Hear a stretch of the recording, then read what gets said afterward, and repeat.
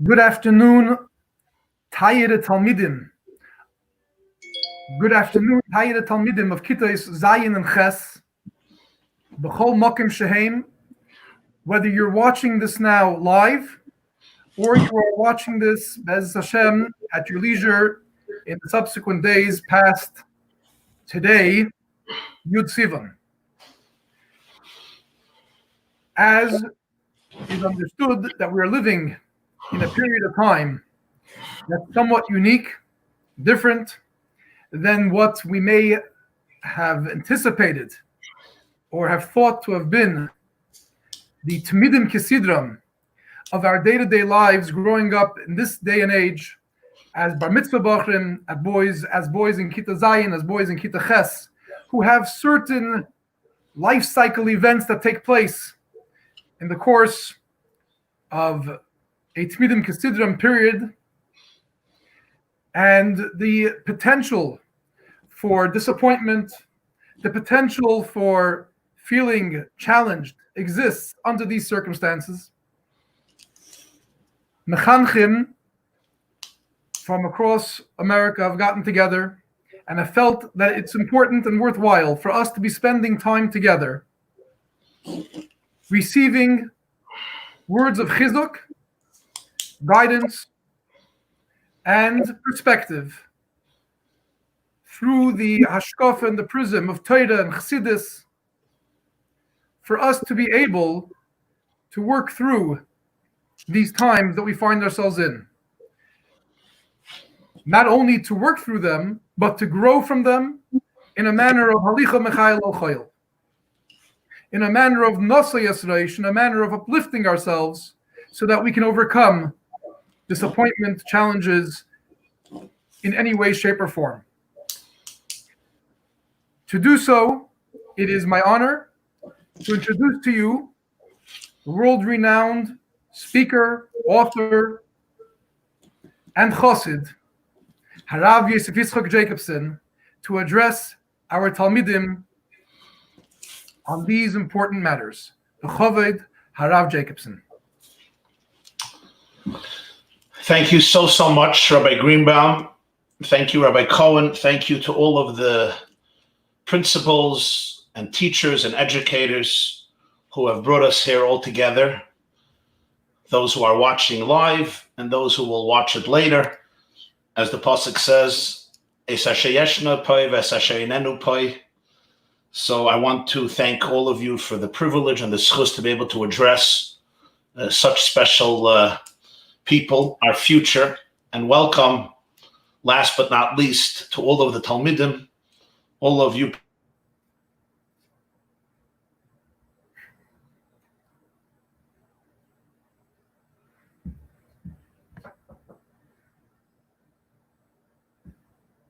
precious. We will address you. I will share a few thoughts and a few feelings, Be'ezer Hashem.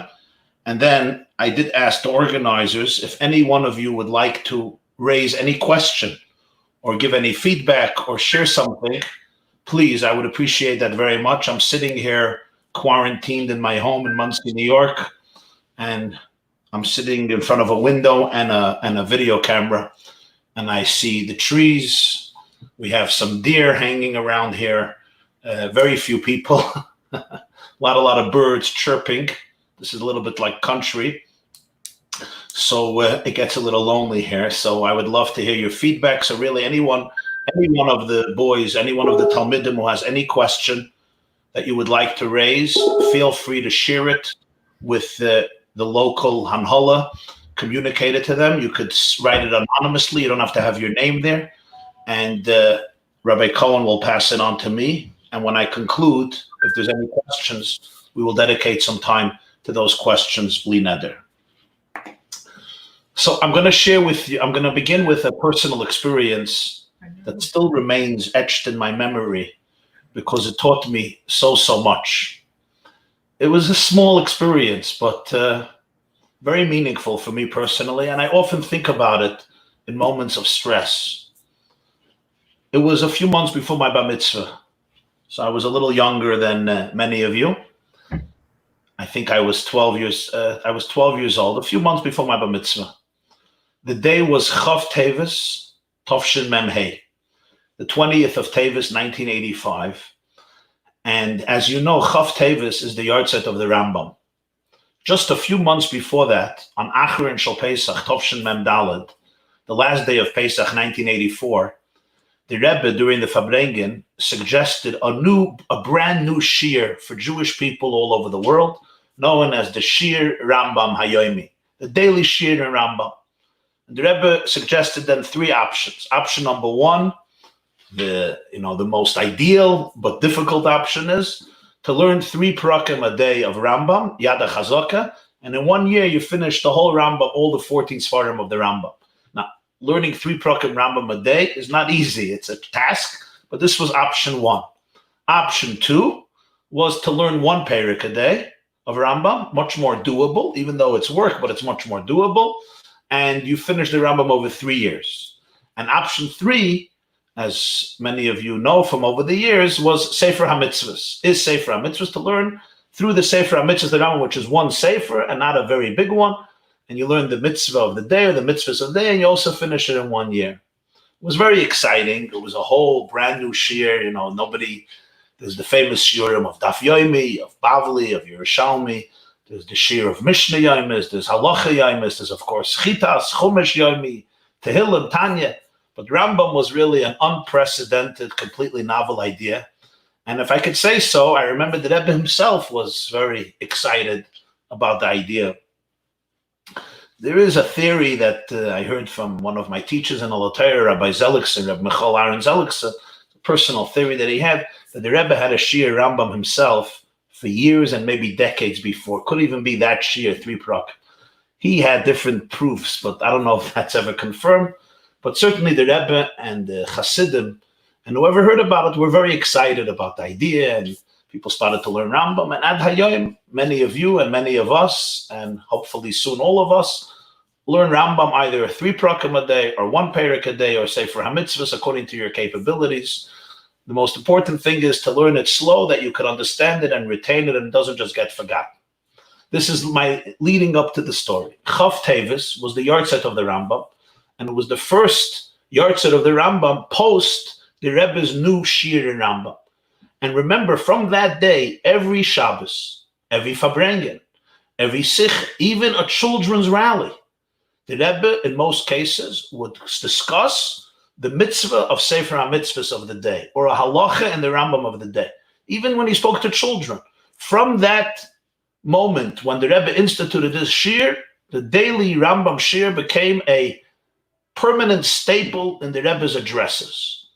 Fabrengen, Shabbos, Yom Tov, women's addresses, all the Rebbe's addresses, I can't say all, almost, he would discuss Rambam of the day. The first yahrzeit of the Rambam following this shir, we were wondering, I was a boy, I told you before, bar mitzvah, and I was learning in a Holy Torah in Crown Heights on Eastern Parkway. But, we were wondering, will the Rebbe speak? Will the Rebbe fabreng? There was nothing. I said on Eastern Parkway. I wasn't on Eastern Parkway. I was on Troy Avenue, 419 Troy Avenue, because that's where we were that year, I believe. Yeah, just for corrections. Anyway, yeshiva then would end. Yeshiva then was bar mitzvah age. Most of my class was ready bar mitzvah. So yeshiva would end, I think, 6:30 in the evening. And I still remember it was around 6 o'clock or 5:45 p.m. It was after a long day. And this is not a long day on Zoom. This is a long day in the building. You know how it is after a long day. And not every subject was so interesting. Not every teacher was so mesmerizing. And it was cold outside, New York winter, so you can't even play outside. It's been a long day, 5 o'clock, 5:36. We've been there from early. We were exhausted. It was like more, monotonous, boring, just waiting for the bell to ring or to hear dismissed and to leave. Ketinoi kabereach mibeis hasefer, as Rashi puts it in Parshas Ba'aloischa. And so a rumor came. Remember, this is before, there's no cell phones. There's no wireless phones. Forget WhatsApp, internet, texting, garnished. You want to make a telephone call, you go to the office, there's a telephone connected to the wall, and you make a telephone call. So it wasn't like easy messages coming in fast. It just didn't exist. There was no internet. Many people didn't even have computers. They were just getting computers at the time. We still used calculators and public phones. Many of you don't even know what public phones look like. But there was a rumor that in a few minutes, the Rebbe is coming down to Fabrengen. He's coming down to Fabrengen. It's very strange. The Rebbe would begin his Fabrengens those years, 9:30 p.m. Purim, Yud Tes Kislev, Yud Shvat, Yud Beis Tammuz, Vav Tishrei, Chaf Av. Whenever the Rebbe would Fabrengen during the week, it was usually 9:30 p.m. It was out later in the night. People davened Ma'ariv. People went home. They put their kids to bed. It was a later Fabrengen. This is a quarter to 6 p.m. In my times, it was never a Fabrengen, and even in earlier years, it wasn't a time for Fabrengen. It was early evening. People are finishing work, davening mincha, Ma'ariv, taking care of the kids, giving supper. It was just wasn't a time that ever would have a Fabrengen. I'm not talking Yom Tif, then he would do Fabrengen then. I'm talking a regular day. Okay, but we always knew that the Rebbe, there could be surprises, and you had to be ready. So I remember we ran from Troy Avenue. We ran to 770. Some of the rich kids took taxis, but the rest of us ran. Out of breath, I come into 770. Place is empty. Empty-ish. There's Bachrim learning and a few Balabatim who are there. The shul was pretty empty. And I went to my place. I had a place by Fabrengen as a kid. Pretty good place against the Rebbe, parallel to the Rebbe. And maybe, 5 minutes later, 4 minutes later, 6 minutes later, the Rebbe is walking in. The place is empty. I still remember there was a Jew, Rabbi Yunik, Olav Shalom, and he would set up the tablecloth and bring the wine, the becher, and some cake, like he was in charge on setting up. And as the Rebbe was coming in, he was still putting the tablecloth on. Nothing was ready. Everything was so fast. And getting the Rebbe's becher.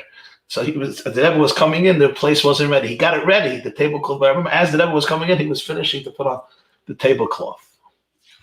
And the Rebbe sat down. It was around 6. I'm telling you from memory. It's quite a few years ago. Memhe, Nunhe, Samache, Ayane. 35 years ago. I'm telling you from memory. So forgive me if I'm making some mistakes and inaccuracy. But it was around 6, between 6 and 6:30, according to my memory. The Rebbe sits down. A very small crowd, mamish small. The Bachim were learning, and some people like us who ran from the other yeshivas. Slowly, the crowd became bigger and bigger. If I'm not mistaken, the Rebbe started over the Fabrengen, or close to the beginning, and he asked a question on himself.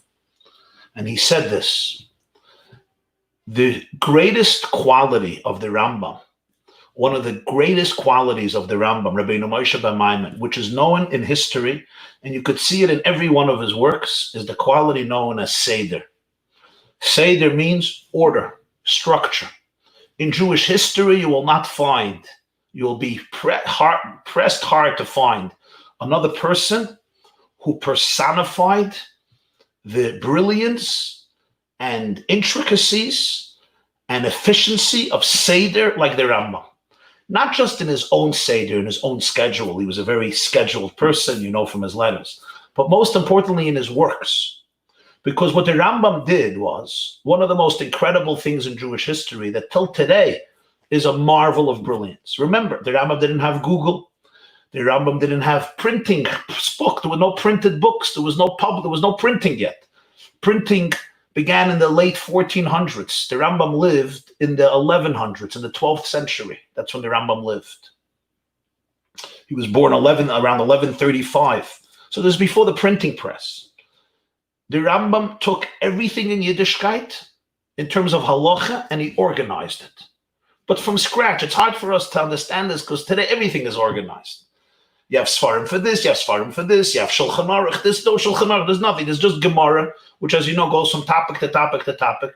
There's Bavli, Yerushalmi, Sifra, Sifri, Tosefta, Medrashim, of course, Torah Shebeksav. You have the Mechiltas, different Medrashim. And now the Rambam says, I'm going to make an order and structure in all of Halach. And he divided it into 14 Svarim and into 83 sections of Halach, and each one in chapters and themes. Ad Hayoim, when you learn Rambam, if you focus on his system and an order, it's a work of sheer brilliance. And what you see is the Seder.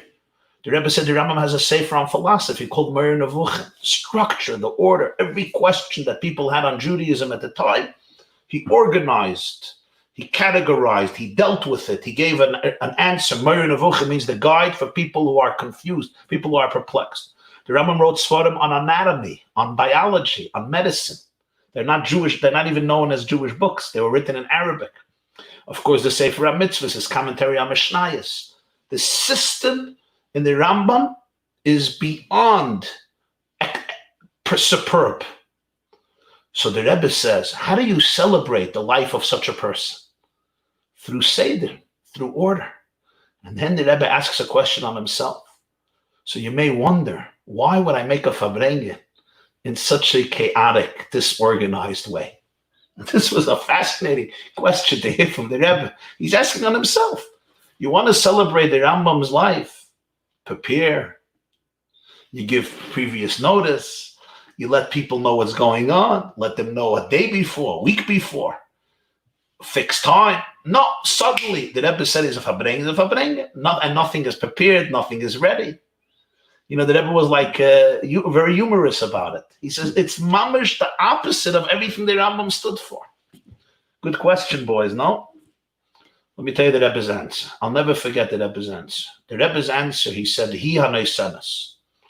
It's exactly the other way around. You know how you see a really organized person? You don't see an organized person when you give him 3 weeks in advance and you say, listen, it's camp season. You remember bedside inspection, right? You have 3 hours. The head counselors are going to come. It's visiting day, bedside inspection. Everybody be ready. Yeah, if you give me 3 hours or 3 weeks in advance to clean up my room, even my room, which is messy, I could get it together. There you don't see a really organized person. The Rebbe said, you know where you see a really organized person? You say, we're going right now. There's no time. It's a surprise. It's sudden. It says, here you see 2 types of people. There are people who are organized externally. There are people who are organized internally in their nefesh. There are people, everything on the outside looks perfect, but inside there's chaos. There's no organization. And then there's people who are on the inside. They're mesuder, they're calm, they're organized. He says, when you give a moment's notice to do something right now, this is where you see a mesuder. Somebody who's not organized, he'll fall apart. Somebody who's really organized, they know how to look at a situation and say, let's create structure from this. Let's create organization from this. So the Rebbe said precisely on the yahrzeit of the Rambam, it's appropriate, this Fabrengen, because this represents a much deeper form of Seder. Seder, or a structure that comes amidst situations that are not predictable. I still remember this insight of the Rebbe in life, because sometimes you got everything under control. Everything is organized. You have plans. All of us have plans. I travel a lot. Well, not for the last few months, but over the years, that's why I travel a lot. I had plans for 2 years of travel. It was Purim time.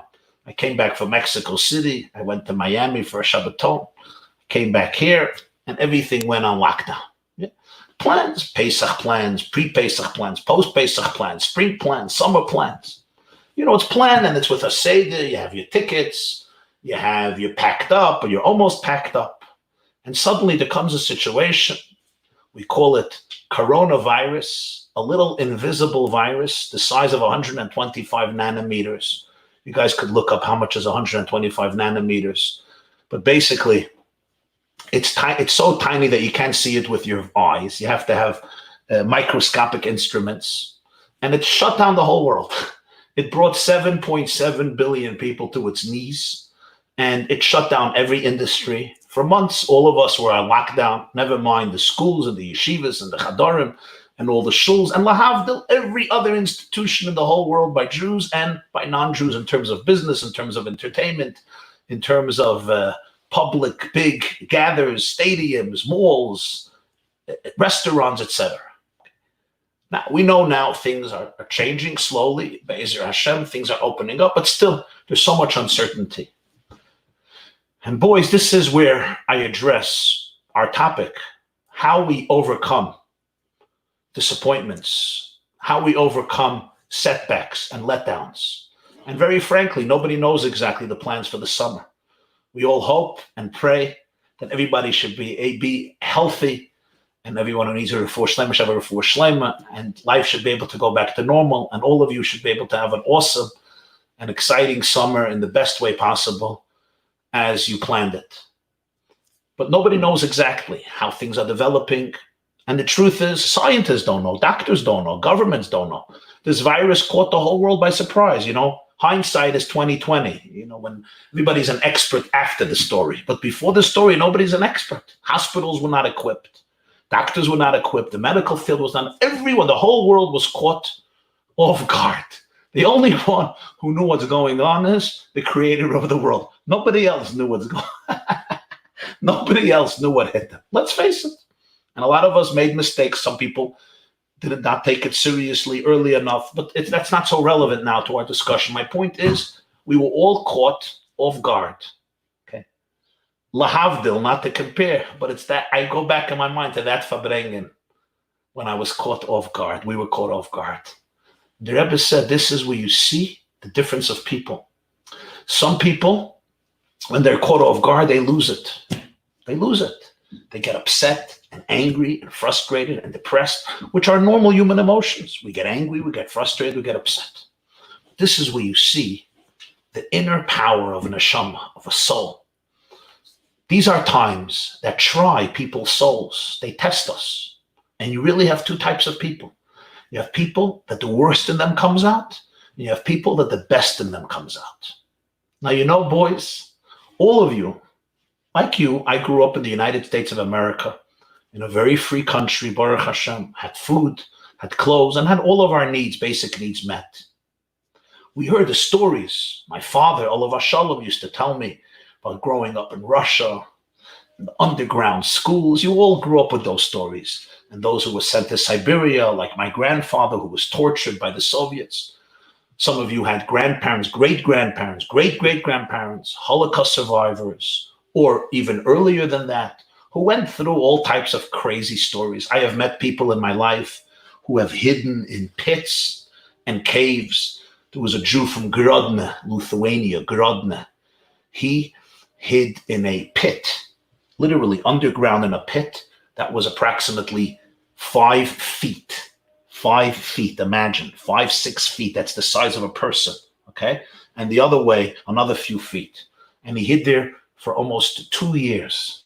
As a child, he hid there 2 years from the Nazis. You think about these people. Some of you may have heard of the diaries of Anna Frank, who was ultimately killed, but was hiding in an attic until somebody exposed her family. This was the story of Jews who died and Jews who were saved. And we looked at this chapter of history, and we really were very thankful that we could only read about it in books or documentaries or hear stories about it from people and so forth. Now, we today are still very blessed. We could live in a country of freedom and prosperity. We serve Hashem with our chava. We live in a malchus shel chesed, whether you're living in America or wherever else you're living. But every generation has its challenges. And one day, all you boys in Kita Zayin and Ches are going to talk to your grandchildren. I can see it. And you're going to tell them about this era. You're going to call it, it's going to be called in Svarim, Tkufas HaKorona. The Corona era sounds better than Tkufas COVID-19. Tkufas HaKorona. Corona. Or as they say in Israel, Corona. This is the Tkufas HaKorona. You'll talk to them about it.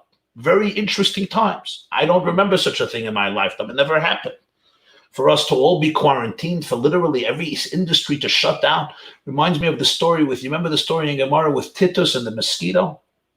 You remember Titus? Titus destroyed the second, Gemara says in Gittin. Some of you learned the Gemara. Titus destroyed the second Beis HaMikdash.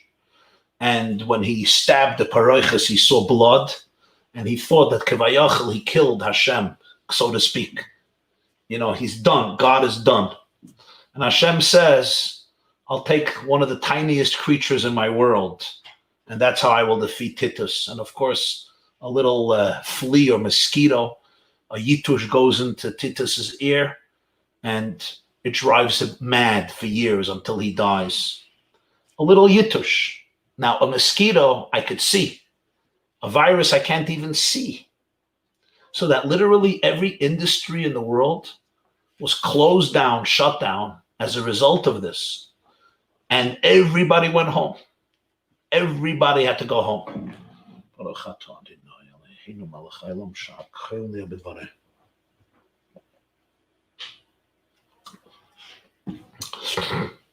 It's not a regular time in history. It's a very, very rare time. And boys, I say to you, at such times, it's very easy just to feel down and disappointed, get upset at the world. For some of you, it's not been easy. Quarantined, a home, especially if it's a small home, with little outdoors or no outdoors, with Baruch Hashem, a big family and siblings. I know sometimes your father loses it, your mother may lose it, I hope not, but it's very normal. Your brothers lose it, your sisters lose it, and you lose it. These are very normal human emotions, and you can't judge them. You have to really have compassion. But remember, this is the time when your deepest strength could come out as a person. Because all of history, we learn about those moments of trials when the deepest koiches of people come out, your powers of leadership, your inner strength, your inner conviction, your inner emunah, your inner resilience. In Yiddish, the word is mut, your inner courage, resolve, power. We all have it, but sometimes it lay dormant. And at such moments, you can shine like you never, ever shined before. Doesn't mean we don't have difficult moments, and we don't have challenging moments, and we don't get sick, and we don't get tired, and we don't get bored, and we don't get angry, we don't get exhausted. A human being is complicated. We have all these emotions as well. And you have to respect them in the sense that they're all part of being human, and have compassion. Compassion on yourself and compassion on the people around you. But remember, boys, you are young, you are idealistic, and you're also very powerful. And you have within yourself the potency to rise to the occasion. And in Dutch times, when things are unpredictable and nobody exactly knows what's going to happen, and we can't be so mesuda, we can't be so organized. Like the Rebbe's words, Chav Tevis, Tavshin Memhei, now is where you see the true fabric, the true quality of the human soul. And I say to you, remember that at such moments, you can shine like you have never shined in your entire life. Precisely because there are difficulties, because there are challenges. These moments can bring out within ourselves the best of the best, your most beautiful, powerful, noble characteristics, koiches, tchunos. And not because we're angels, not because we're perfect, but that's just the nature of things. The nature of things is that when things in front of us are chaotic, our truest colors come out. And we have seen in the last few months, we have seen the best in people, and sometimes we have seen opposite sides in people. The best in people means when you don't know what's going to happen, when there's a lot of loose things going on, when there's a lot of chaos, when there's disappointment, when there's things are mamish not like you planned. Right now, at such a moment, I could become a victim.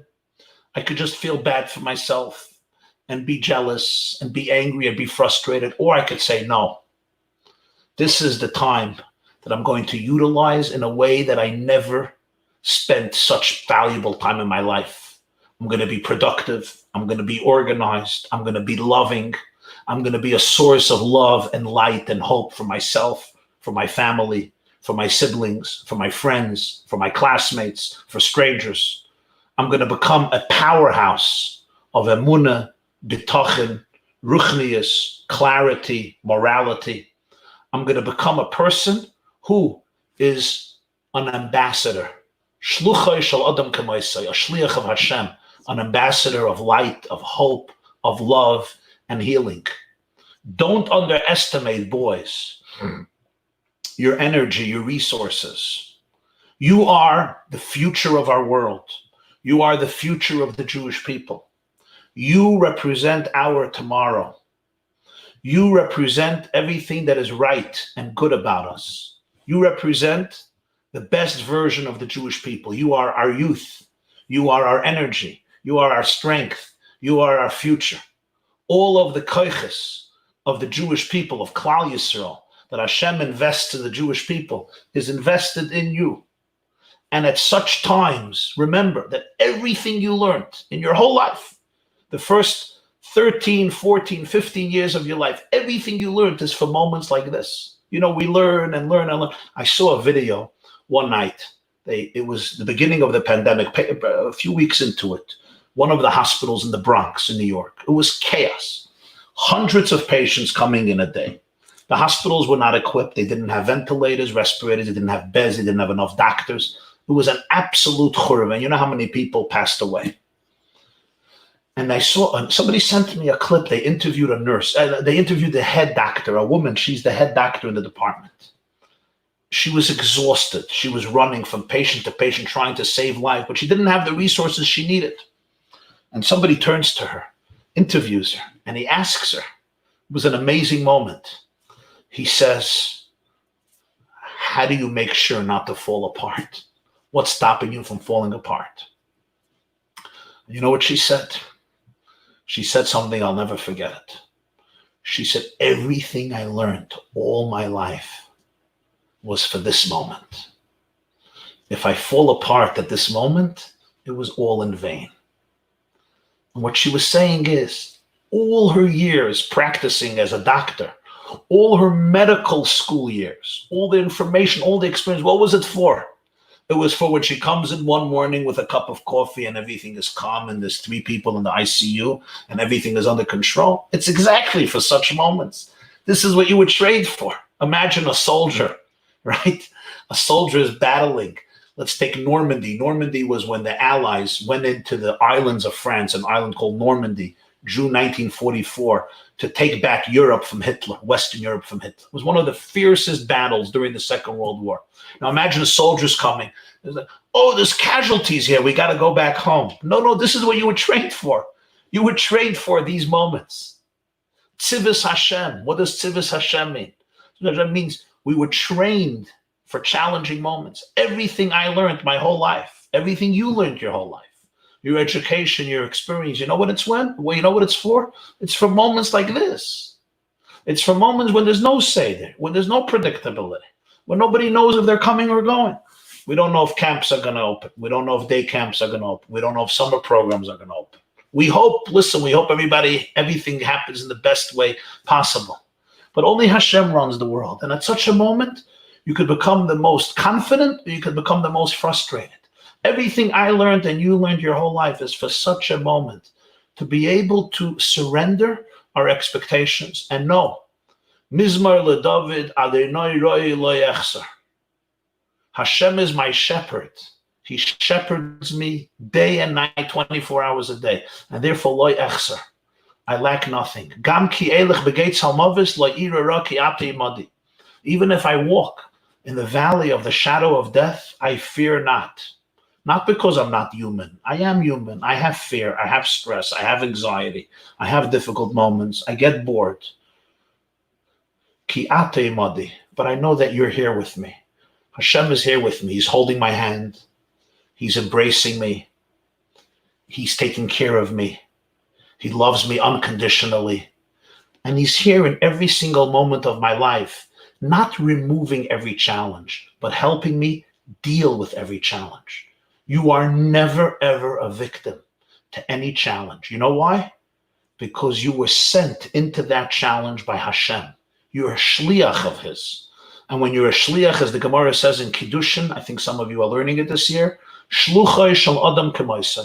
A shliach represents the person who sent him. In this case, the person is not a person, it's Hashem. So you're his shliach. In every situation, you have his kaiches. If you have his kaiches, it doesn't mean you're perfect, but it means you're invincible. It means that your core, which is a chelik elekami mal mamish, as it says in Tanya, is indestructible. It means that you have all the confidence, all the simcha, all the optimism, all the resources, all the energy, all the resilience, all the happiness, and all the power you need, not to get rid of every problem, but to be able to deal with it, to be able to look at it in the eyes and not become intimidated. Boys, don't get intimidated by two things: by the external issues happening and by the internal issues happening. The external issues you all know. You're wondering what's going to be in a half a month, in a month, in 2 months. We know the external issues. There's also something else I don't want you to get intimidated by. Your internal issues. We all have flying emotions now. Don't worry. Lo ira ra doesn't only mean I'm not scared of enemies outside. I'm not scared of enemies inside. Who are the enemies inside? Sometimes I'm feeling stress and anxiety and headaches and boredom, and I'm angry at the world, and I'm angry at my family, and I'm angry at myself. I'm just saying, lo ira, don't be afraid of your emotions. Ki ate imadi. Hashem is with you. You are bigger than all of your emotions, and your soul is always godly and always divine. And therefore, I could contain every emotion that's inside of me. Don't get intimidated by it. Don't let it intimidate. Sometimes the Yetzer Hara or the Nefesh HaBahamis has all these types of crazy emotions, but you are not them. You can observe them, and that's why you can observe every emotion you're having. You can observe. You know why you can observe it? Because you're not the emotion. You almost like could stand outside of it and look at it. And when you look at it, you could say, okay, I'm a human being. I'm not perfect. I'm not God. I'm a human being. This is part of what goes on in me, but I'm not going to get intimidated by it. I'm going to tune in to my Chelik Elekami Mal and ask myself, I am an ambassador of Hashem in this world. I was sent into this situation. What's my mission this summer? What's my mission the next week, the next 2 weeks, the next 3 weeks, the next 4 weeks? Are sometimes things difficult? Yes, they're difficult. But when you realize who you are, the power you have, the resilience you have, you guys will grow this summer, maybe more than you could have grown in all the summers put together. Sometimes when we're throwing a curveball and we know not to run away, but rather to seize that moment, you can score not one home run, but many, many home runs. Because what happens then is your innermost energy emerges. I'm going to tell you a very cute story. And it's not just cute, it's very powerful. For me, it's very powerful. I think it'll mean a lot to you. You all use the microwave oven. Everybody uses the microwave oven. Although my wife is not a big fan of the microwave oven, they say there's radiation. When you want to warm up the rice or the chicken fast and you want it hot, yeah, you use the microwave oven. My grandmother, when I was growing up, the microwave oven wasn't so popular. But so to bake a potato, I remember my Baba, Allah Hashem, would take 1 hour and 20 minutes to bake a potato. And if you wanted it well done, it had to be 1 hour and 40 minutes. Today, you hack it right in the microwave, and 3 minutes later, it's boiling hot. And if not, you sue the company. How did the microwave oven come about? I'm telling you from memory, I read this a long time ago. There was a fellow, his name was Spencer. I think Harry Spencer. I'm almost sure. His last name was Spencer. He was an orphan. He didn't have parents. His uncle took him in to raise him, but he wasn't behaving well. And at a very young age, he joined the military, the U.S. military. He had a chush in electronics. He had a talent for it. And soon the Second World War broke out. So he was involved in that department in the U.S. Army, fighting the Germans, the Japanese during the Second World War. And they were testing, different machines. And in the room where he brought a chocolate bar. You know those chocolate bars you could buy? Those chocolate bars we would always see, the Hershey Park chocolate bars, those black chocolate bars. I don't know if it was such a chocolate bar. He had it in his pocket. He brought it for a snack. And suddenly, you'll forgive me, boys, he's in the office. And he feels this oozing feeling of liquid flowing all over his body. And he realizes that the chocolate bar melted. It melted in his pants. Now, you know that feeling. What would you do? What would you do? I know what I would do. I'd be very upset. I would probably utter some nasty words because I'm upset. And I would go home and take a shower and come back. That's what I would do, right? What would you do? I guess you would do something similar. You know what he did? He started to ask himself, why did it melt? Why did it melt? And of course, he discovered that there was radiation coming from a certain direction that melted the chocolate bar. And that's the moment he invented the microwave oven. And he worked on it, made popcorn afterwards, and soon he developed it. He wrote a patent on it. I think a year later, the first microwave oven, it was huge, mamish huge, very, very heavy, probably thousands of pounds, but it was there. And then in the 1960s, they developed a small one that's pretty cheap and easy to use and so forth. What's the point? The point is, at some point in life, everybody's chocolate bar melts. Different things melt. The question is not if it's going to melt or not. The question is what you do at that moment. Some people just get upset. They scream. They go home angry. And other people take such a moment and they invent a new microwave oven to give new warmth and new heat to the world. I'm not here trying to advocate the microwave oven. I don't have stocks in his company. My point is, with every situation, there's two ways of dealing with it. I can either become a victim to the challenge, or you give me lemons and I make lemonade. You give me a crisis and I turn it into an opportunity. You give me a challenge and I turn it into a springboard for new growth. Boys, all of us, all of you were given a challenge. These are formative years in your life. Summers you were looking forward to for many years. Some of your brothers came home raving about it. Things you prepared for in your mental imagination, maybe a year, maybe 2 years, maybe 3 years. And then suddenly the rug is taken away and you don't even know if it's going to happen. Nobody knows exactly. Again, let's hope everybody has the most awesome summer and all the expectations can be fulfilled. And I go back to those words of the Rebbe. When there's no Seder on the outside, this is where you need Seder on the inside. This is where you have to tell yourself, I'm going to have an amazing end of the year. I'm going to have an amazing summer. It's going to be a beautiful summer. It's going to be different. I'm going to have to go on trips in my own imagination. But you know what? When you go on trips in your own imagination, they're cheap and you don't have to wait on lines. If I actually go to the trip, I go to Six Flags, I sometimes have to wait to get on the water flume or on the Super Duper Looper or on King de Ka, or I don't want to show all my ignorance in one day. I think I got King de Ka right. I may have to wait an hour and a half, but if I do it in my mind, it's free. I don't have to travel to New Jersey. I don't have to wait on any lines. Yes, I know that a roller coaster in your imagination is not as fun as a roller coaster in physical life. I get the point. But that's what I'm telling you. Choose to have an amazing summer, a good schedule, productive, in which you daven, you learn, you connect with friends, you connect with yourself, you connect with your neshama, you connect with Hashem, and you make the best, you maximize it to do things you love, to pursue hobbies, to have fun, to exercise, to run around, to grow, to learn, to work on yourself, and to become an extraordinary person. I'm going to share something very special with you. The Rebbe once received a letter from a cousin of his, a lady in Eretz Yisrael. She wrote to the Rebbe that her life is miserable, and she explained to him why. The Rebbe wrote back to her something very special. Listen to this. He said, Adam Harishon in Gan Eden had everything. And then he ate from the tree, and Hashem said, why do you eat? And he said, oh, it's my wife's fault. Ha'isha shenasate madi. The woman you gave me, she destroyed everything. And Chazal say he was a kafui toiva, kan kafa b'toiva. Here, he showed how ungrateful he was. Hashem is giving him a spouse to have company, and he says, my wife destroyed my life.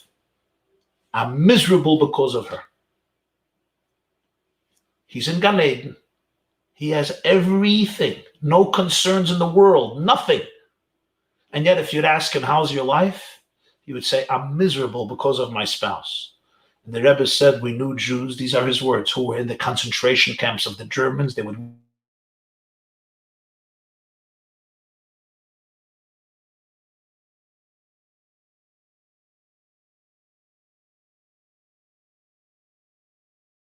wake up in the concentration camps. They had nothing. They didn't have family. They didn't have money. They didn't have health. They didn't have food. They didn't have dignity. They had nothing. But they found something to be thankful for. Hamaver sheina me'enai, I can open my eyes. I have a soul. Shechzarta bi nishmasi, I'm still alive. And the Rebbe writes, you could be in Gan Eden, in paradise, and complain. And a person could Chalila be in a concentration camp and find a reason to be grateful. You can be in paradise and life is miserable. You know why? Because there's something missing. And a person could be in a concentration camp and life is miserable, and they could find something to say, Baruch Ata, thank you. And the Rebbe wrote to her, most of us are not in paradise and we're not in concentration camps. We're somewhere in the middle. And the choice, if I'm going to be happy or miserable, depends on me. Because objectively, I could look at certain things in my life and say, this is horrible. I could look at other things in my life and say, wow, it's amazing. What do I focus on? What do I accentuate? It's my choice.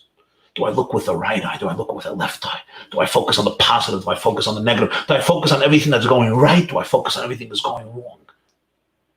And at any point of the day, when you focus for one moment, you'll learn that right now at this moment, there are approximately 37 trillion cells, not million and not billion, 37 trillion cells. You know how large that number is? Think about it. 37 trillion cells that are keeping your body alive. 37, and each cell has its own function. Each cell has its own function. 37 trillion or more, 50 trillion cells functioning, taking care of you. Every cell doing its thing in order to guarantee the functionality of the body. This is just my small organism. You're a small organism. I can always focus on things that are amazing or good, or things that are terrible and negative. And he tells his cousin, he writes to her, the choice is yours. How are you going to define your life? You know, you could say my life is amazing, it's awesome, it's wonderful. You could say my life is miserable. And you know what? Objectively, and I say to you, how is your life now? How is your summer? How is your spring? How is your summer? So much of it doesn't depend on circumstances. So much of it depends on attitude. It depends on perspective. It depends on how you choose to look at your life. Tayere Kinderlach, Tayere Bachrim. I think it's my time to conclude. I'll just conclude with these words. And that is, you all grew up with an education that taught you to say every morning, as the Arizal instituted, Hareini mekabel alai mitzvah saseh shel v'ahavta l'reacha kamaycha. I'm going to ask of you and suggest to you, don't only look out for yourself, look out for other people. Every day, over the next few months, call one friend, call two friends, call three friends. Call maybe classmates that were not mamish part of your intimate group. You know, people who are in your class, but you're not the closest friend. Just call them. Call maybe those who are a little more shy or a little more quiet or a little more introverted or like to keep to themselves. Just call them for 3 minutes. Tell them hi. Tell them I'm thinking about you. Tell them I'm davening for you. Tell them ask them how they're doing. Ask them if you could be here for them. Call relatives, call friends, call cousins. Call friends from camp who are in other yeshivas. Call old friends who are not connected. And give people chizuk. You can do it. The more you give, the more you yourself find within yourself powers that you didn't know existed. But do this on a daily basis. Take a few minutes. Call one person, two people, three. In addition to the regular people that you call, you chat with, you connect with, which is awesome and great. It's very important to hold on good social relationships, especially now when people are in their homes. But try to reach out to somebody. And if you see a boy in the class who's maybe he looks worried or he looks anxious, reach out to him. Ask him what's going on. Tell him you want to be here for him. Chap a little shmuas. Find out what's happening in his house.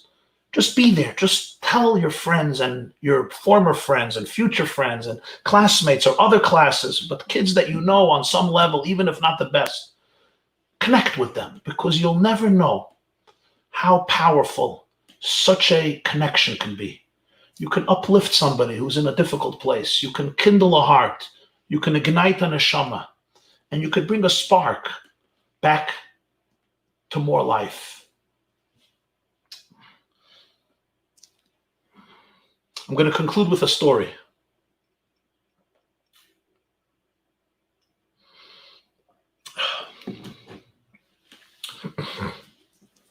I was once in the airport. I was traveling for a lecture to Ottawa, Canada. And it was a big lecture. They were expecting 400 people. 400 people. It was arranged by the shliach there, Rabbi Mati Berger, Olav Shalom, passed away a few years ago. And it's 3:00 in the afternoon. It's an hour flight. It's not a big deal. The lecture is at 8:00. I have plenty of time. I was in LaGuardia Airport. They got on the speakers and they say the flight is delayed. There's a problem. It's trying to delayed. Another hour. It's now 7:00. I realized I'm not getting there. It's delayed. They don't even know when they're leaving. It was just so many problems. I still remember I called him up and I told him. Oh, he was so upset. He says, no, I have hundreds of people. I'm working on this for such a long time. You have to do it. I said, Rabbi, I feel horrible. What should I do?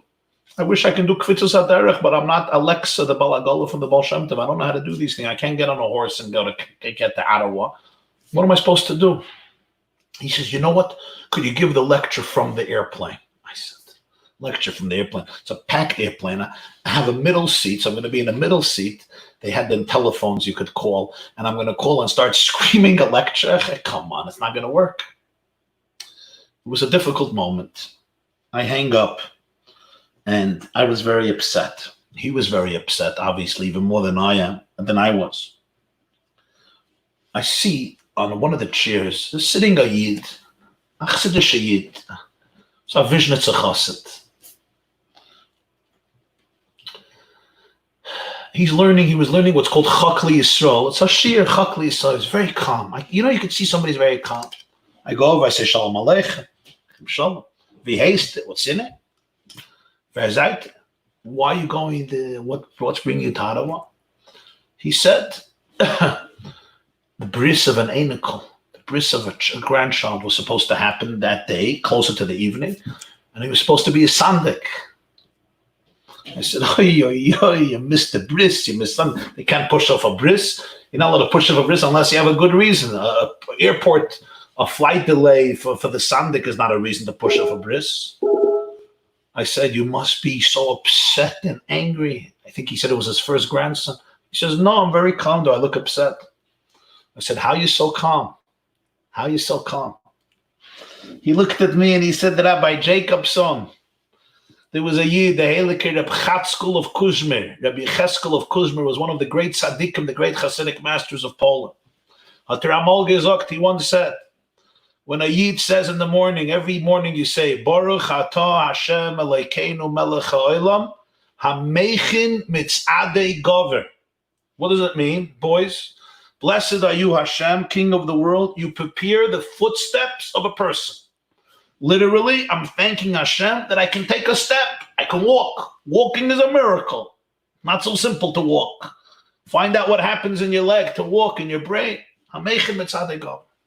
But Reb Chatzkel of Kuzmir said, if somebody makes this bracha in the morning and they don't believe that every step they take during the day is muchan, it was orchestrated, it was prepared by Hashem, it's a bracha levatol. It's a bracha in vain. She says, why should I be upset? I said today, Amechem mitzadei gover in the morning, and I believed that every step that I'm supposed to take today was prepared by Hashem. I'm not upset. I looked at him and I felt a certain calm. I was so tense. I was so anxious. I felt a calm. Not that I was happy, not that I wasn't upset what was happening in Ottawa. I knew it's very uncomfortable to tell 400 people, sorry, the speaker didn't show up. It was difficult, but there was a certain inner serenity. And I have to say, I give credit to this Jew that since that day, my traveling has been transformed for the better. I've missed flights, a lot of delays, a lot of disappointments, and I'm upset. It's not how I planned it to be. But his simple words from Reb Chatzkel of Kuzmer were so powerful, simple and powerful. Bracha levatala, if you don't believe Hameicha Mitzvah. I said, Hameicha Mitzvah, they go. I don't want to make a bracha levatala. The steps were orchestrated by Hashem, exactly where I have to be, when I have to be there, and what I have to accomplish there. This happened, when was this? I would say 10 years ago, maybe 11 years ago, maybe 12 years ago, over 10 years ago. A few months ago, before Corona, I'm in the airport. I'm again in the airport. I meet a Yid, a Karliner Chosid. And he tells me that he heard me say over this Vart. And he loved it and it helped him because he traveled. You know how things travel. And then he said, and I'm going to tell you a Vart. Such a beautiful Vart. Listen to this. Vart comes from Rabbi Aaron of Karlin. Rabbi Aaron Haggadah. Rabbi Aaron of Karlin was one of the Talmidim of the Maggid. He was very close with the Alter Rebbe. Rabbi Aaron of Karlin. Schusa Yogan Aleinu. So he said, Rabbi Aaron of Karlin said, we say in the morning every day, V'ahavta Hashem Alekecha b'chol levavcha. You should love Hashem with all your heart. What does it mean with all your heart? You know, remember what Rashi says? Parshas V'eschani. Remember Rashi, boys? Rashi says, Shelo yehi libcha chaluk al hamakeh. Your heart shouldn't have a machlokes with Hashem. B'chol levavcha means my heart should love Hashem. My heart shouldn't have a fight with Hashem. What's the word used here for Hashem? Makom, hamakeh. Could have said the word that Rashi uses from the Chazal is your heart shouldn't have a fight with the Makom, with the space. Why is Hashem given here the name Makom? In the pasuk it doesn't say V'ahavtas HaMakom, it says V'ahavtas Hashem. So the holy Rabbi Aaron of Karlin said, listen, boys, open your hearts. Your heart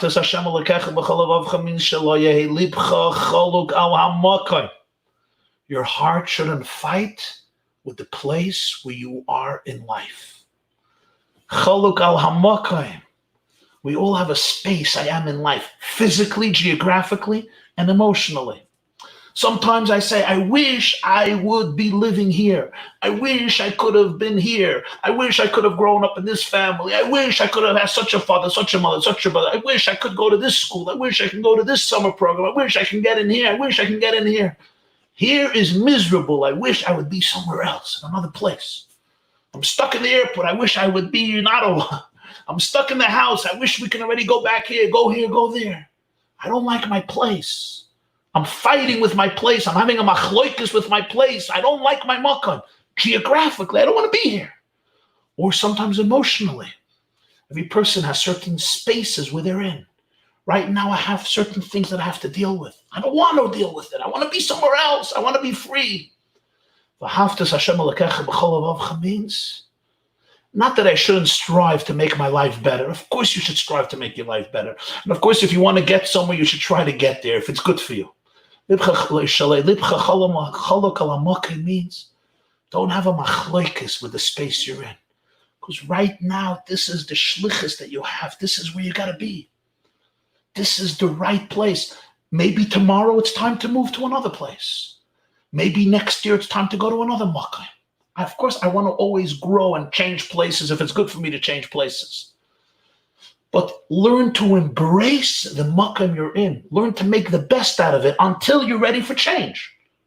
Learn to embrace it because this is the space where you're going to find your deepest resources, your deepest energy, and you'll fulfill the mission for which your soul came down to the world. That's the meaning, love Hashem with all your heart. Let your heart make peace with your place in life. And really, I realized, it's a pasuk. Hashem tells Moshe, Moshe wants to go to the summer program, the burning bush. I want to go away from here. Get to the burning bush so that the drama should begin. And Hashem says, the place where you're standing is sacred. You have to discover the kedusha, the opportunity in the makoy mashata oimed alav, in this space that you're in. This doesn't mean you shouldn't try to move to the next space. Again, boys, this is not a commandment to remain stuck in one place. It means that if this is the makoy, if this is my space physically and mentally and emotionally, I have a mission to fulfill here. I shouldn't run from it. I shouldn't run. You know the story with the Rebbe Rashab. The Rebbe Rashab was once going to say a mimer. Before that, he said they should sing a niggin.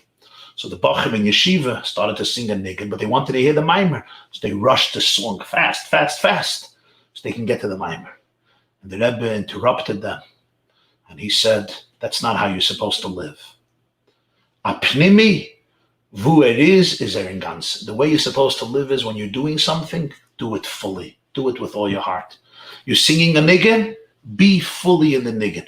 After the niggin, we'll go move on. We'll go to the mimer. But if this is part of life, don't do it haphazardly. Do it with your full passion. Be present.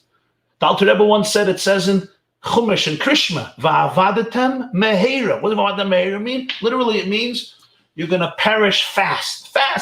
You're going to, the Rebbe says, Va'avadetem meheira. In life, you got to lose the meheira.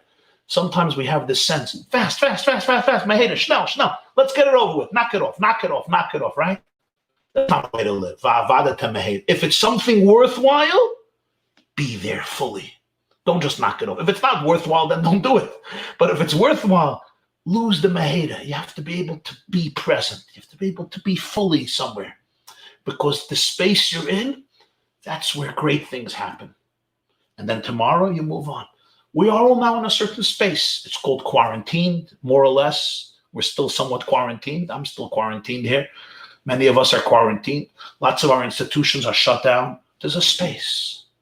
I bless you. I bless me. I bless all of us. Should be able to embrace the space. Utilize the opportunities to get to know yourself better, to get to know your parents better, to connect with your family more, to connect with your friends in a deeper way, to be able to reveal your own inner personality, your own inner koiches, be able to grow in your avodas Hashem in a very deep and pneumistic and authentic way. And I know, and I'm sure that this time that you are going through will fine-tune your antennas and your souls and your bodies to be able to become the shining lights of the Jewish people, to be able to be our future leaders, our future teachers, our future mentors. All of you boys have so much light to be able to give to the world, to give to yourselves, to give to the people around you, to give to your families, to your homes, to your communities, to your classmates, to all of the Jewish people, to the whole world. That light shines from your faces. And this time can only be used and be seen as a time to fine-tune, to crystallize, to sharpen that unique lichtigkeit, the unique light that comes from your neshama and from your guf, that will illuminate your lives and illuminate the entire world as we live through this, I wanted to say this craziness, but I spoke about Amechem and said, let's not call this crazy, but as we live through this unprecedented, extraordinary period of our history, and from this, we will emerge, hopefully, to a new dawn, a new Netzachama, a new sunrise over all of humanity and all of the Jewish people and all of civilization, to be able to emerge not only from coronavirus, but to emerge from all of the uncertainty and all of the confusion, all of the darkness into a bright future, and b'mheira b'yameinu mamish, into the ultimate bright future and the ultimate new consciousness on all of humanity. Bigula amitis v'ashlema al yidei Mashiach tzidkenu b'mheira b'yameinu mamish. Amen v'amen. Thank you very, very much. Thank you very, very much. Thank you very, very much, Rabbi Jacobson, for that magnificent presentation. And certainly the Divrei Yesodidus and the perspective coming with such passion, me oimek halev, amiknosim halev of all of our Talmidim, and on behalf of the hundreds of Talmidim who have been watching live now. And as you said earlier, Rabbi Jacobson, those hundreds of Talmidim that will certainly be watching this going forward, We thank you very, very much for taking of your time to share the Divrei Yisrael with us, and the Eibusher should bench you and your entire mishpacha with Chol Tov, Gashmi V'ruchni, Tamid Kol Hayamin. If Rabbi Jacobson has a few moments, there are some questions that have come in from some of the Talmidim that have been watching live. And if Rabbi Jacobson would have the opportunity to view those in the live comments to address them, we would be very grateful. Thank you. Yeah, let me just go over to the live comments so I could see them. I'm just going to the live comments.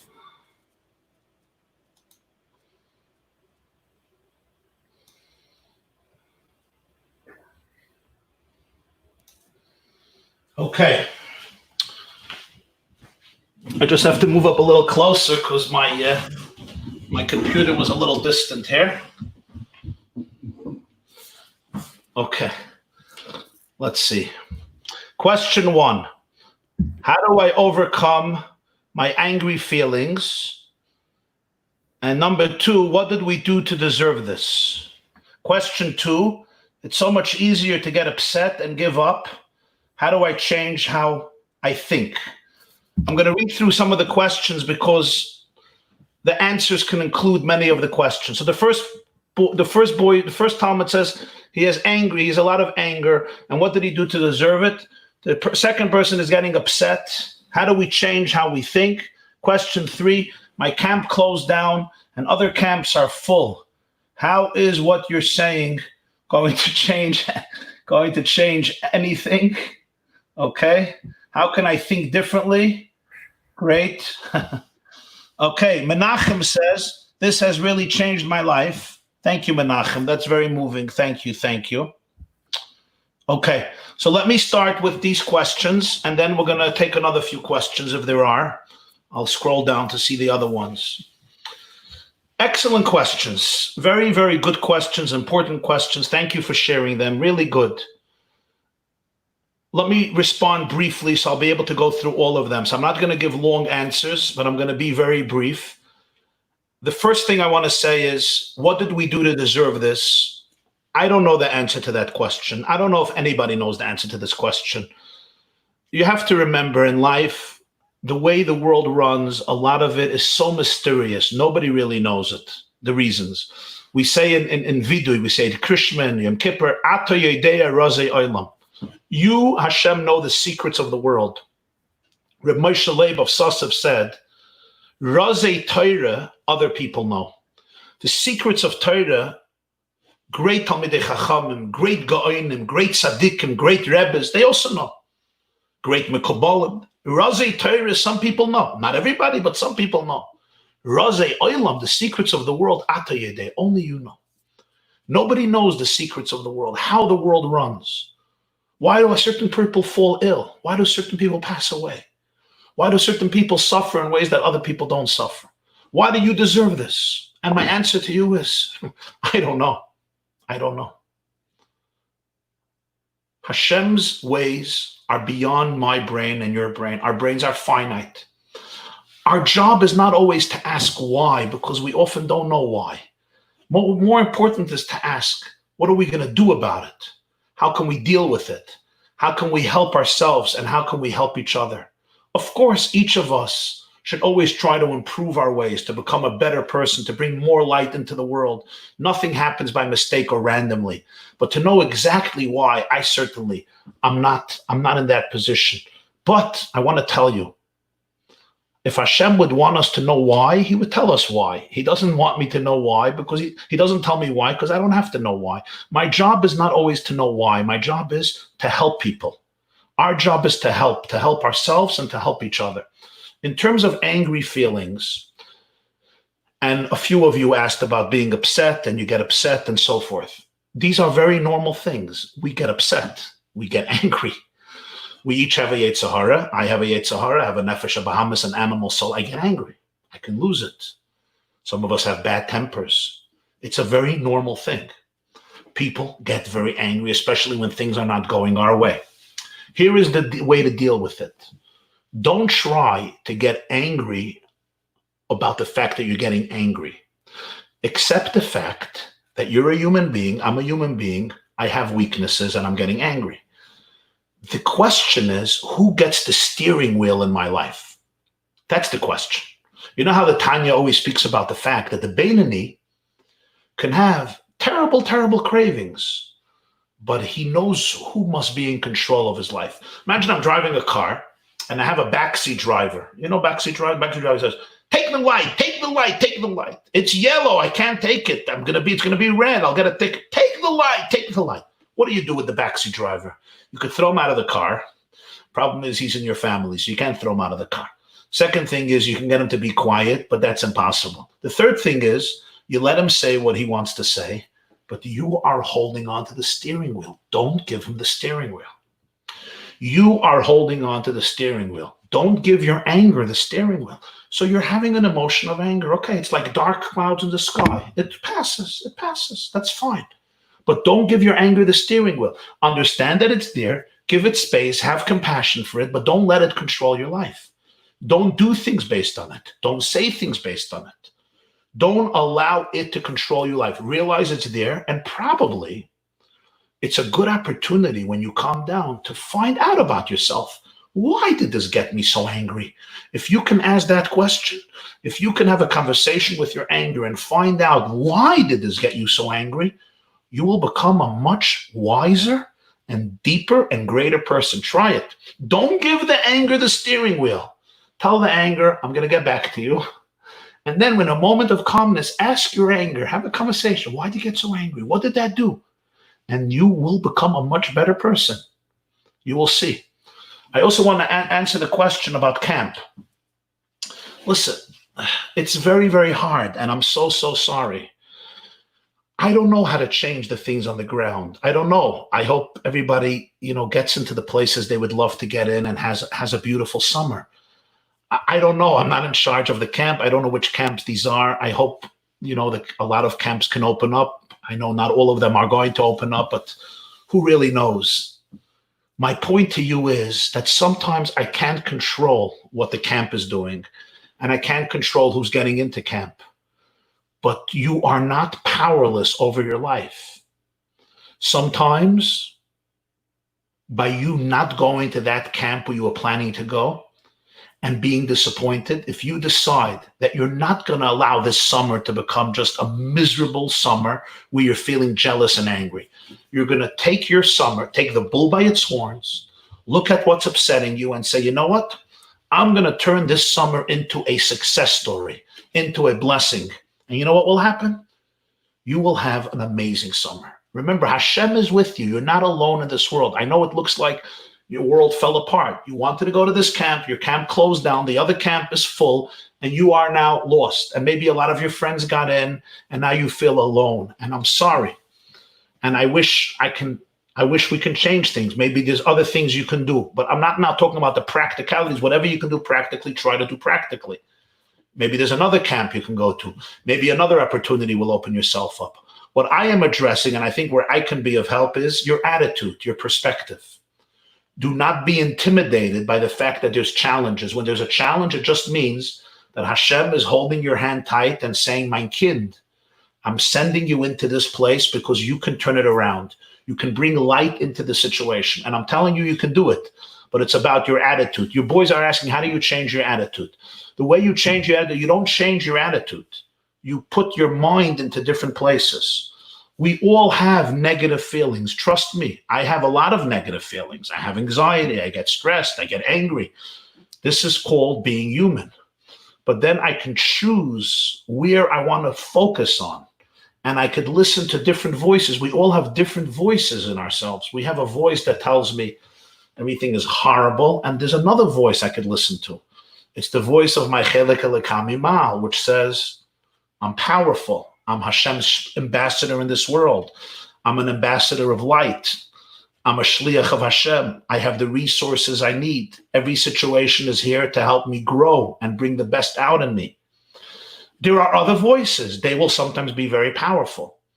But learn to focus on this voice and give this voice the steering wheel. I'll tell you what helps a lot for me is try to daven to Hashem personally every day. In the morning when you daven, don't just say the words.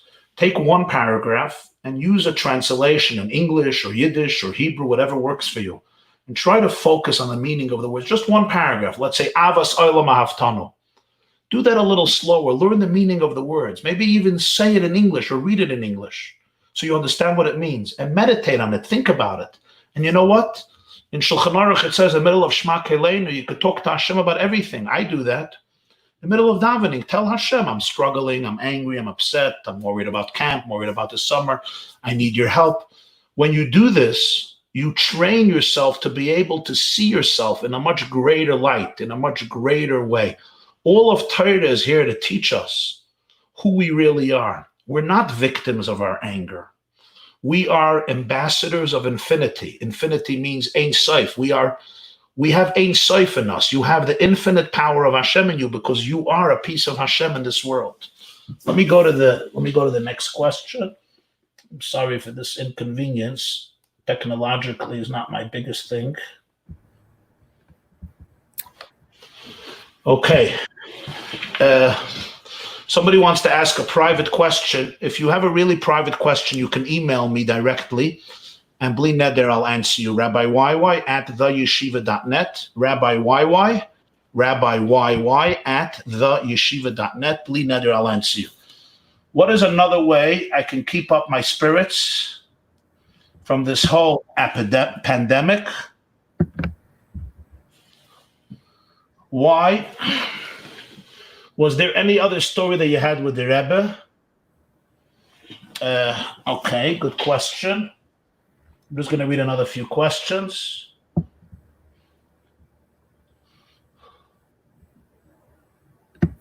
Okay. How long will this go on for? How do I think out of the box? I like that. When we go back to normal, what's going to be the purpose of the virus? What about us boys who missed out on our bar mitzvah celebration? We can't go back in time. Will we have a bar mitzvah party? Bigger and better. Excellent, excellent questions. Excellent. Okay, beautiful. Beautiful questions. Kindalach. I say kindalach. I know you're bachrim lach, talmidim. Let's see. Stories. You want a story with the Rebbe? I'll tell you a beautiful story with the Rebbe. I had the schus of growing up in the Dalet Amos of the Rebbe as a child for many years. So I'll tell you a very beautiful little story that happened once. The Rebbe, I still remember, the Rebbe was going from 770 to the library next door. The Rebbe was there on Shabbos, and he was there on Shabbos, and this was a summer Shabbos day. Shabbos Pinchas Tovshin Lametes, Parshas Pinchas 1979. You know the summer in Brooklyn? Oy, smelt. It was so hot. The humidity is beyond. It was one of those days. There was a Jew, he just passed away, Reb Don Yoya Levi from OK. He passed away. His mother passed away. Reb Don Yoya Levi has a son. His name is Menachem Levi. He lives on Crown Street in Crown Heights. Menachem was a little boy, and Menachem's grandparents came from Israel. Their name was Deutsch, his mother's parents. And the Rebbe then had a heart attack a year before, so there was no Yechidus. So they wanted to meet the Rebbe. So Shabbos afternoon, the Rebbe would go from his room to the library to eat with the Rebbetzin. I think the Rebbe was going to the library. You know what? I'm saying to the library, maybe the Rebbe was walking home to his house. I'm not sure. So Menachem was a little kid. He ran over to the Rebbe and he gave the Rebbe his hand to say good Shabbos. He tore himself away from his mother and ran over to the Rebbe. And then he started to shake the Rebbe's hand. I think he thought that the Rebbe was his Zayda, or maybe his father, or a friend of the family, or maybe not. He was a little kid. And he was shaking the Rebbe's hand, like, and I think pulling the Rebbe's kapota, very excited, like when you jump into your father's hands or your Zayda's hands or your uncle's hands. His mother she told me, she was mortified. But this is what he did. And then he went back to his family. Motzei Shabbos, she wrote a letter apologizing. She wrote a letter apologizing to the Rebbe for what her son did. And a few minutes later, Rabbi Binyamin Klein called her. She showed me the letter. Rabbi Binyamin Klein gave her a long answer that Rebbe wrote to her about her question. The Rebbe made a big question mark a few times, like, you're apologizing to me? The Rebbe says, on the contrary, it was so beautiful. It was so delightful. It was so enjoyable. And he wrote, Ve'ein l'shayer. There's no words to be able to describe the sincerity and the purity and the holiness and the earnestness and the love and the emotions and the heartfeltness of a child. It says, V'halavai, I wish adults were this way. I wish adults would be so emotionally expressive. And he says, especially that today's Haftarah, we read the pasuk from Yirmiyah. What's the pasuk? Zacharti lach chesed nu'urayich, avas kluleisayich, lechtech acher amidbar beretz leizrua. I remember the love of your youth when you were a child, when you came into the midbar. Hashem says, I remember when you were fresh people. It says, especially the way this pasuk is explained in many Maimarim of Chassidus. And the Rebbe writes back to her that Hashem should help you and you should raise this boy and all of your other children with Torah, l'chuppah, l'masim tovim, and a lot of nachas. He says, I think he wrote Asker Alatzi, and I'm going to mention it at the oihel of this father-in-law, and some more details. I'm just telling you from memory. She showed this to me maybe, 10 years ago on Sukkot when I was in their house. A long answer because she apologized for that her son was so, outspoken, and he was pulling on the Rebbe's hand, and good Shabbos, good Shabbos, good Shabbos. And it taught me such a beautiful lesson, how important in life it's to be able to be sincere and to be pure and to be loving and to be expressive with our emotions. And I bless you, as you're going from childhood to adulthood, not to lose that ability to be able to always share your emotions and to be alive emotionally and to be able to connect to people just in a innocent and earnest way without self-consciousness. That's what the Rebbe appreciated so much. This boy wasn't self-conscious. I would think 100 times, I say good Shabbos, not say, how do I say it? What's it going to look like? What are people going to think? I'm crazy. I'm not crazy. That's what happens when we're not children anymore. But if you can always remain that child, it's very, very powerful. In terms of thinking out of the box, how do you think out of the box? What's the answer? I have to think out of the box to answer this question.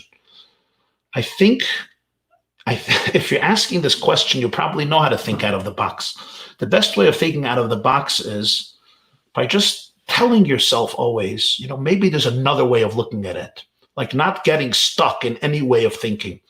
What happens is, even neurologically, our brain develops what's called neural pathways, mamish like highways. You imagine I go to work every day, I drive to work every day, and I have a highway that I take, and I'm doing it for 50 years.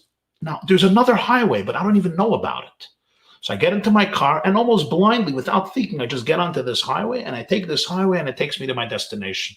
The problem is this highway gets stuck, or they do construction, or there's an accident, or there's traffic. I'm stuck. I can't go anywhere. What do I have to ask myself? Maybe there's another highway. Maybe there's another way of looking at it. Maybe there's another road to go there. And once you know that there's another road, now you can already make choices. I'll take this road. I'll take that road. Many of us, we remain stuck. Our brain only thinks of things in one way. This is the highway. My mother says something. My father says something. I'm angry. My brother says something. I'm angry. My sister says something. I'm angry. And there's one highway. This is the way I go. My brain hears it. Boom. I explode. You know what, my dear boys? There's other highways. Look at them. There's different ways to respond. There's different ways of thinking about it. And when you look at them, you can actually make choices. It says in Chassidus that all bchira is based on das. Whenever there's das, there can be bchira. Whenever there's knowledge, there's awareness, there's choices. When there's no awareness, there's no choices. This is it. I'm instinctive. I'm like an animal. But when you know that there's different highways, you could think in ways that are different. This is the beginning of thinking out of the box. In terms of going back to normal, what was the purpose of this? I agree with you. I've been saying this for a few months. Don't go back to normal. Chas v'shalom. I mean, we should go back to normal in the sense that you can go to camp and we can go out and, things, life can be a little more normal again. That we all want to go, should go back to normal. But don't go back to normal in the sense of how you live. Because you're right, then there's no purpose. We can't go back to normal. This happened, and it requires from us a transformation. I never want to go back to normal. We want to become much, much greater people. Because if not, what was the purpose? You're so right. You're so correct. You read the Tzarech Aliyah. Every challenge is here to transform us, especially in this situation where the coronavirus really opened up humanity to a much higher level of consciousness. People started to think about themselves differently. People started to think about others differently. Now, I know the rioting recently is not very much indicative of this new consciousness, but maybe it's an alarm. It's an alarm clock for everybody to wake up and really learn and teach each other about our shared humanity, that we're all responsible, that we are all ambassadors of Hashem in this world, that we are all one, we're all connected, all of the Jewish people and all of humanity, and the whole world is really connected. And I think this is what we want to emerge from it. We want to emerge from this coronavirus much deeper, much more powerful, much more resilient, much wiser, much kinder, much more perceptive, and much more godly. There was a lot of discussion recently about Mashiach, about Geula. Where are we going? People thought Mashiach is coming on Pesach, and people are disappointed. And I think it's one of the questions, or a few of the questions. And I want to mention something very important about that. Mashiach has two aspects. There's Hashem bringing Mashiach, and that Hashem knows when. We wait and we daven and we hope. But there's another aspect of Mashiach, and that is you and me living today with the consciousness of Geula, that our lives today reflect the state of the world the way it's going to be after Mashiach comes. To live today with Mashiach in the sense that I have a choice to live today in a way that's going to reflect the way the world is going to be when Mashiach comes. I was taking a walk the other day with somebody in my family, and I was saying hi to everybody that I saw. People, were in their porches, quarantined a few weeks ago. And I was saying hi to everybody, people I know, people I don't know. So this person says, what are you going to start? You're going to sing hi to everybody? What are we saying hi to everybody? So I said to this person, I said, we're talking so much about Geula. After Mashiach comes, if I'm walking in the street, am I going to say hi to everybody? For sure. It's going to be revealed. It's going to be revealed that the whole world is divine energy. We're all one. Of course I'm going to say hi, just like I say hi to my brother, just like I say hi to my sister, just like I say hi to my mother, just like I say hi to my good friend. And it's going to be revealed that we're all brothers. So I want to live like that today. I want to say hi to everybody. And I think this is very powerful because this is a choice we can all make. To live today in a state of Geula. What does it mean practically? I'm living in a state of Geula. Camp is closed, yeshiva is closed, I'm bored, I'm quarantined, my brother's climbing walls, I'm climbing walls. What Geula? When Geula? This is what it means. It means that when I wake up in the morning, I have to be able to tell myself the truth. You know who I am? I am a piece of Hashem. I'm a piece of Ein Sof. I'm a piece of infinity. I am Hashem's light in this world. That's how I'm going to live today. I'm going to live as that person. My decisions are going to be made from that place. My actions are going to be done from that place. My words are going to be coming from that place. My attitudes will be coming from that place. Doesn't mean I don't have a Yetzer Hara. No, I have a fine, nice Yetzer Hara. But it means I'm going to choose to live in that place and from that place. And if we can all emerge from the coronavirus with this type of life, then we are living already the energy of Geula in this world and opening ourselves up for the absolute revelation in the most complete way of the Geula, which Hashem is going to bring into the world.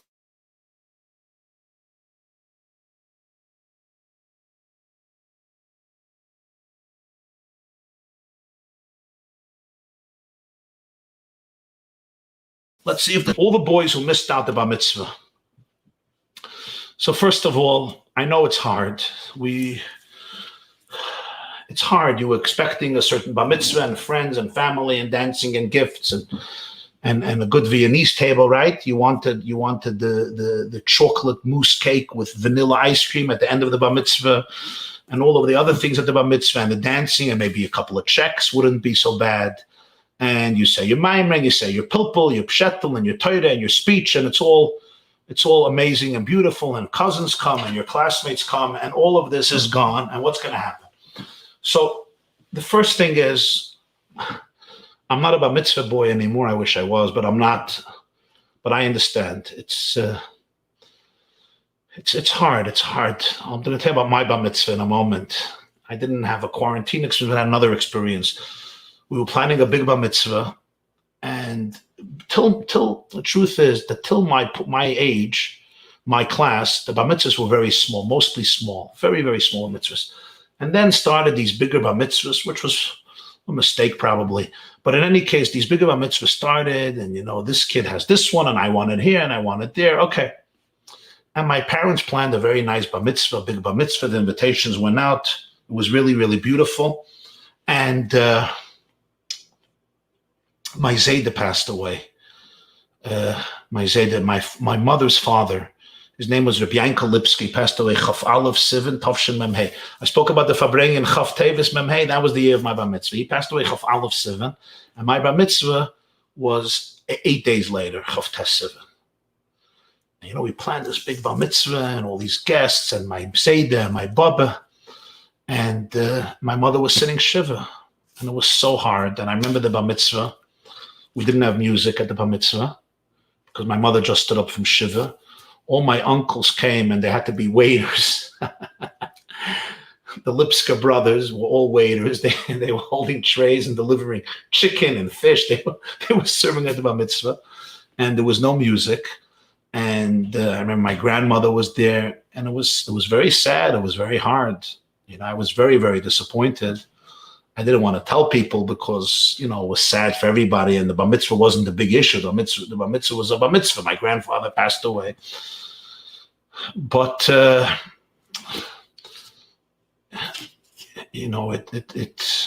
was a bar mitzvah. I became bar mitzvah.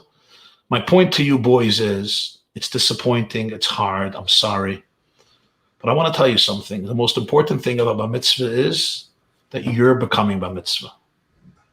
And there was another bar mitzvah where nobody else was there. Nobody else. You know who's bar mitzvah? Adam Arishon. The Mishnah says in Sanhedrin, Adam was created as one person. There were not many people, Adam and Chava, to teach you that one person is the whole world and the whole world is one person. At your bar mitzvah, you're getting this lesson. The most important person at your bar mitzvah is you. You are the world and the world is you. Sometimes when we have big simchas, we get distracted about this one and this one and that one and that one. Now, that's all great to have all these people. But the most important lesson at your bar mitzvah is it's about you. You are the world and the world is you.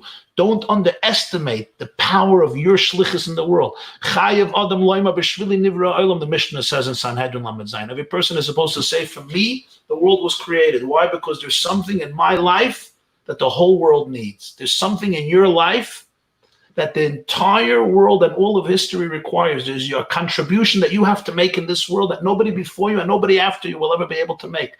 So for you, the whole world was created because there's something at stake in your life which the whole olam and the whole history, mamash, needs it. This bishvili nivra olam, this is what you have an opportunity at this bar mitzvah to say. To be able to say, you know what? It's about me. It's me and Hashem. So I'm sorry that it didn't work out the way you expected it. But don't underestimate the power of the bar mitzvah. Will there be a big bar mitzvah afterwards? There is a friend of mine, I know here in Muncie, who's planning a big bar mitzvah. He told me he has already 300 boys to the bar mitzvah. So if you're interested in joining that bar mitzvah, it'll probably be great and awesome. There'll probably be another few hundred bar mitzvah boys. And he wants to throw a huge, lavish, festive dinner and lebedik and freilich. And I'm sure he'll be very, very happy to include any one of you who want to join this global bar mitzvah. He told me he's having a few hundred boys. He asked me to do a clip, which I did a few weeks ago. So that's in terms of the bar mitzvah. And let's see. Any other questions? Rabbi Greenbaum, Rabbi Cohen, any other questions? It looks like that's it. Rabbi Greenbaum. Boys, So boys, I just want to tell you that I love you. Thank you for the privilege of talking to you. Chazak, chazak, v'nis chazek. You're going to do great. I bless you to have the most awesome, inspiring, meaningful, exhilarating, joyous, meaningful, and powerful summer in your life, wherever you're going to be. Hamechem mitzadei gaver, and hatzlacha in the future of your life. Begashmius, beruchnius, with bracha and hatzlacha ad bli daim. My love and blessings to all of you. Thank you. Thank you. Rabbi Jacobson, Rabbi Rambam apologizes he was not able to close, but he, on his behalf, on behalf of all of the Milamdim, the Mechanchim, the principals, the Talmidim, thank you very, very much for giving the time, for sharing, for bringing with us. And